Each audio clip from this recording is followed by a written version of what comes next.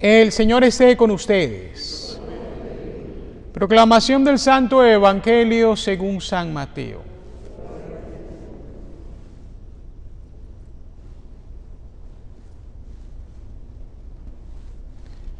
En aquel tiempo, cuando Jesús vio a la muchedumbre, subió al monte y se sentó. Entonces se le acercaron sus discípulos. Enseguida comenzó a enseñarles y les dijo: Dichosos los pobres de espíritu, porque de ellos es el reino de los cielos. Dichosos los que lloran, porque serán consolados. Dichosos los sufridos, porque heredarán la tierra. Dichosos los que tienen hambre y sed de justicia, porque serán saciados. Dichosos los misericordiosos, porque obtendrán misericordia. Dichosos los limpios de corazón, porque verán a Dios. Dichosos los que trabajan por la paz, porque se les llamará hijos de Dios. Dichosos los perseguidos por causa de la justicia, porque de ellos es el reino de los cielos. Dichosos serán ustedes cuando los injurien, los persigan y digan cosas falsas de ustedes por causa mía. Alégrense y salten de contento, porque su premio será grande en los cielos. Palabra del Señor.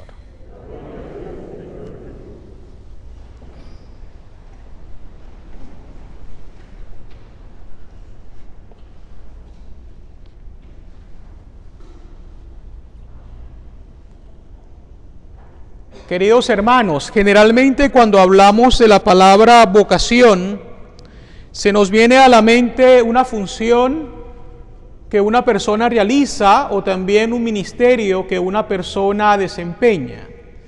Generalmente con pasión, con entrega, con alegría. Pudiéramos pensar tal vez en las religiosas, en los sacerdotes, en los que sirven como militares o tal vez en el área médica también. Generalmente, repito, cuando pensamos en vocación, encasillamos pues ese tipo de ministerios o funciones. Sin embargo, la vocación va más allá de esto. Vocación quiere decir llamado. Dios nos llama y son varios los llamados que Dios nos da a lo largo de nuestras vidas. El primero de ellos es el llamado a la vida, a la existencia. El Señor ha pensado en nosotros desde la eternidad. Y nuestra concepción se ha llevado a cabo gracias al amor que nuestros padres se han profesado. Pero Dios es siempre nuestro Padre eterno. También el Señor nos llama a la santidad. En la Biblia se nos dice: sean santos como el Padre bueno es santo. Sean santos como yo soy santo.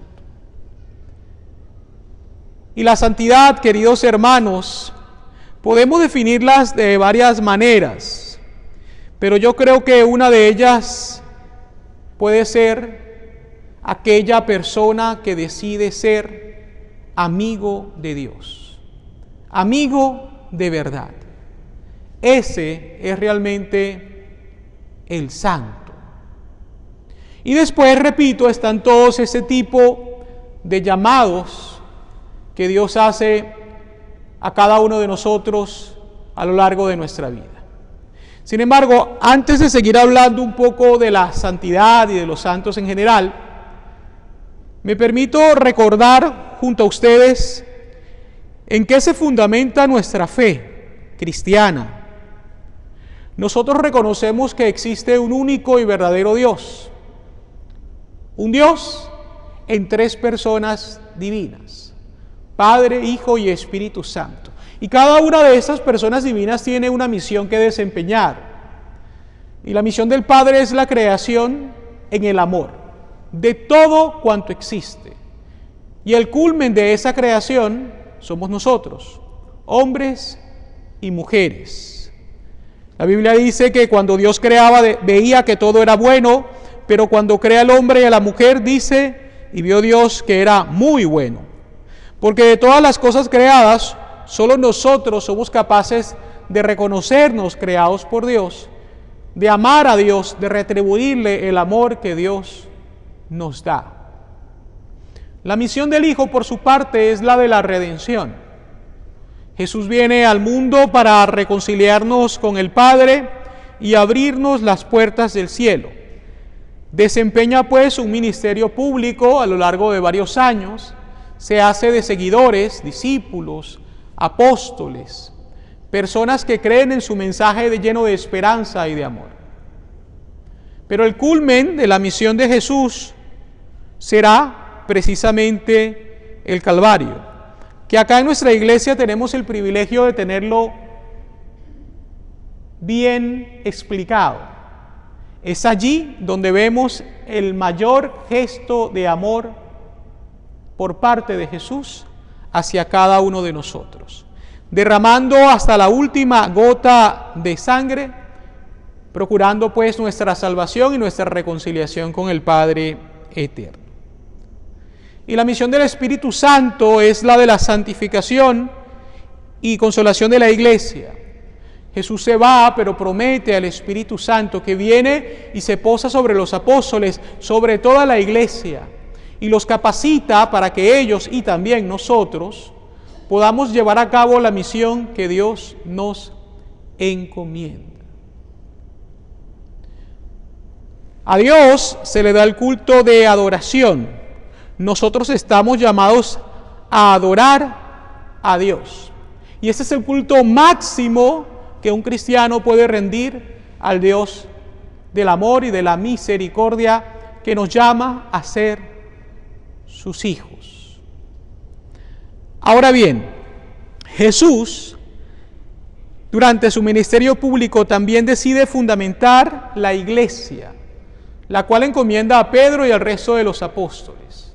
Tú eres Pedro y sobre esta piedra edificaré mi iglesia, dice el Señor. La iglesia se transforma pues en sacramento de salvación, en nuestra madre y en nuestra maestra. Por medio de ella nosotros aprendemos a conocer, amar y servir a Dios. Y cuando hablamos de iglesia, no nos referimos simplemente a la estructura en la cual nosotros nos reunimos. Hay iglesias hermosas, basílicas, catedrales, y es importante porque es un lugar sagrado reservado para el culto a Dios. Pero San Pablo dirá en una de sus cartas que cada uno de nosotros es piedra viva de la iglesia de Cristo, de la cual Jesús es la cabeza. Y yo creo que esto lo debemos tener bien claro para poder entender entonces lo que es la santidad. Somos, queridos hermanos, o estamos llamados a ser piedras vivas que conforma esta iglesia que Jesús ha fundado. Por medio de la iglesia, pues, nos alimentamos gracias a los sacramentos, que son 7, de la palabra del Señor, de la oración, de la comunión entre nosotros.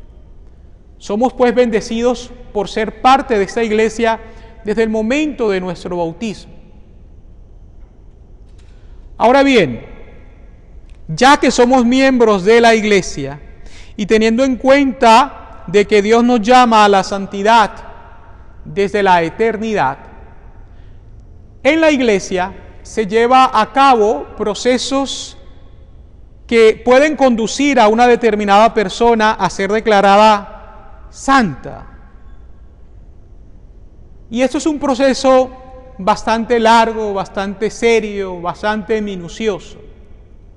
Hay también, y hay que decirlo, muchos santos anónimos, personas que tal vez no van a ser reconocidas por la iglesia nunca como santos, porque nadie se ha preocupado pues de abrir una causa en su nombre. Pero hay tantas personas que nos han precedido y que han incluso profesado su fe derramando su sangre y que Dios conoce, pero que tal vez nosotros no conocemos. Les decía entonces que este proceso que lleva a una persona a ser declarado santo es un proceso bastante largo, bastante detallado. Hay que comprobar las virtudes heroicas de la persona en cuestión. Y luego se tienen que comprobar que hay milagros que han sido obrados por Dios, pero gracias a la intercesión de estos santos, de estas personas. Por lo tanto, cuando todos estos pasos se han llevado a cabo y cuando la iglesia no tiene duda precisamente de la santidad de esa persona, entonces se les van concediendo los títulos necesarios y el último de ellos es precisamente el ser santo. Anterior a ese está el beato o beata, y a partir de allí ya se le puede dar culto público a esta persona en particular. La misión de los santos, repito, es, además de ser amigos de Dios, intercesores en favor nuestro. Nosotros los vemos a ellos como un ejemplo, ya que los santos, queridos hermanos, no han sido hombres y mujeres que nunca han pecado. Si ustedes piensan que es así, están equivocados. Es decir, los santos pudieron haber pecado. Muchos de ellos pecados evidentes, tal es el caso de San Agustín, de San Pablo, que perseguía a los cristianos, pero que supieron enmendarse de su pecado, supieron pedir perdón a Dios y confiar en la misericordia de Dios para llegar a ser nuevas criaturas. Y por eso entonces es que nosotros los reconocemos como ejemplos, porque nos hacen entender que también nosotros, incluso con nuestras limitaciones, con nuestros defectos, podemos llegar a alcanzar la santidad. Les decía entonces que los santos son intercesores. Ahora bien, cuando hablamos de santos también hay que tener en cuenta que hay santos emblemáticos en la iglesia. Santos de los cuales se habla en la Biblia, como es el caso de los apóstoles y algunos otros seguidores de Jesús. Más adelante tenemos también los santos de los primeros siglos de la iglesia. Y luego tenemos los santos de la Edad Media, entre los cuales resalta, ¿por qué no?, San Francisco de Asís, Santa Clara de Asís y tantos otros. Pero luego, con el paso de los años, vamos viendo santos más contemporáneos, que han vivido en estos últimos siglos o incluso décadas. Tenemos el caso, por ejemplo, de Santa Teresa de Calcuta, San Juan Pablo II, Juan XXIII, y luego tenemos a santos mucho más cercanos a nosotros. Hace unos días atrás yo hablaba un poco sobre la vida del beato Carlo Acutis, este jovencito de 15 años que murió de leucemia y que fue recientemente beatificado en Asís. Él quiso ser enterrado allí. Y le bastó solamente a Carlos Acutis 15 años para llegar a agradar a Dios. Falta ahora la canonización, por medio de la cual se le declarará santo. Pero Carlos Acutis ya es beato, ya se le puede dar culto público. Y hay muchas cosas que resaltan de la vida de este jovencito, precisamente porque tenía un amor muy grande a la Eucaristía, porque para ese momento trataba de utilizar la tecnología para evangelizar, para compartir con los demás su fe. Y hasta hace pocos días se podía ver el cuerpo expuesto. Y vemos a un joven con pantalón jean, con una chaqueta deportiva, con unos zapatos deportivos. Y se le considera ya pues el santo de los millennials, precisamente porque murió no hace muchos años, en el año 2006. Y es considerado, repito, un gran ejemplo para la juventud de nuestro tiempo.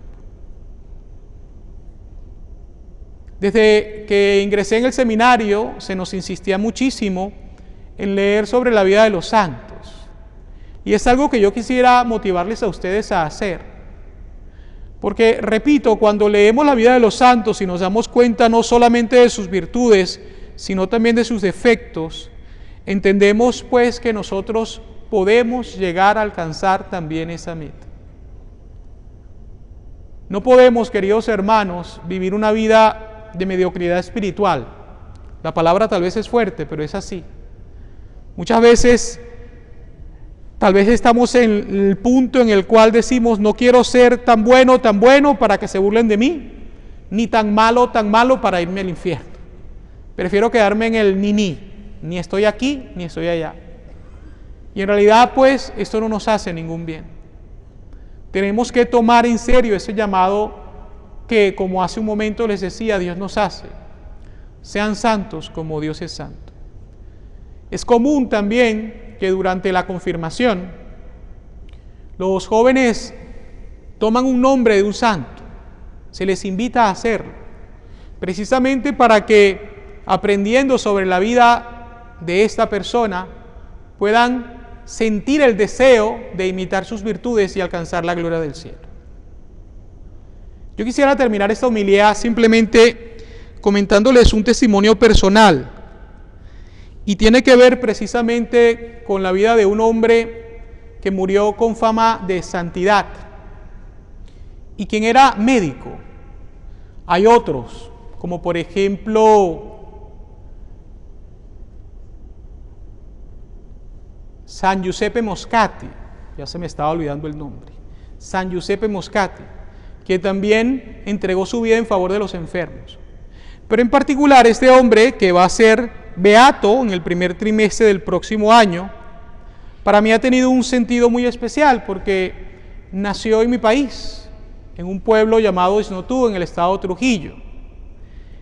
Un hombre que nace en el seno de una familia católica, que se instruye en medio de sus posibilidades, que llega a ser médico, que siente también el deseo de consagrarse a Dios en la vida sacerdotal o incluso en la vida monástica, que viaja a Europa para llevar a cabo ese deseo, pero que se vio afectado por problemas pulmonares y al final no pudo terminar y regresa a Venezuela entendiendo que Dios tenía otros planes para él y era precisamente consagrarse a Dios por medio del ejercicio de la medicina, en favor sobre todo de los más pobres, de los enfermos. Este hombre del cual les hablo es conocido como el doctor José Gregorio Hernández. Y repito, ya el Papa ha aprobado su beatificación y es cuestión de tiempo, no se ha llevado a cabo por la pandemia, que él sea pues ya oficialmente un beato de la Iglesia. Lo cierto es que, y la razón por la cual tengo una afiliación especial con él, es que cuando yo nací, pocos meses después, me enfermé gravemente y mis padres, quienes conocían sobre la vida de este hombre de Dios, decidieron pedirle su intercesión para que yo sanara, con la promesa de que si así era, me iban a llevar a bautizar allí, en el pueblo donde él había nacido. Efectivamente, yo mejoré, se llevó a cabo el bautizo en este lugar. Y pues bueno, siempre me ha acompañado en mi vida espiritual, sobre todo, repito, porque es interesante ver cómo un hombre se consagra a Dios por medio de esta función, de esta profesión, ser médico no solamente de los cuerpos, sino de las almas. Y hoy se cumple un año precisamente de que yo fui ingresado de emergencia en el Hospital Baptist debido a la pancreatitis aguda que sufrí y que me llevó a estar 3 meses hospitalizado. Y durante esos días de angustia en los cuales no se sabía si iba a poder sobrevivir, mi mamá una vez más acudió a él, pidiendo la intercesión para que yo pudiera sanar. Y así fue. Y es por eso entonces que, repito, tengo una gratitud especial hacia él y obviamente hacia Dios, que es el que obra el milagro al fin de cuentas. Pero es importante, queridos hermanos, que nosotros nos hagamos acompañar en nuestra vida espiritual de los santos. Nosotros no los adoramos, los veneramos, los respetamos, porque sabemos que ellos decidieron creer en Dios, consagrarse de la mejor manera posible y llegan a ser ejemplo para nosotros. Sería bueno, pues, que nosotros comenzáramos a reflexionar sobre con cuál santo puedo sentirme más identificado, pedir su intercesión, no solamente en los momentos de dolor y de prueba, sino también en los momentos en los cuales Dios nos bendice abundantemente, para que nosotros algún día, con la gracia de Dios, con nuestro deseo y la intercesión de ellos, lleguemos a alcanzar también la gloria eterna del cielo. Así será.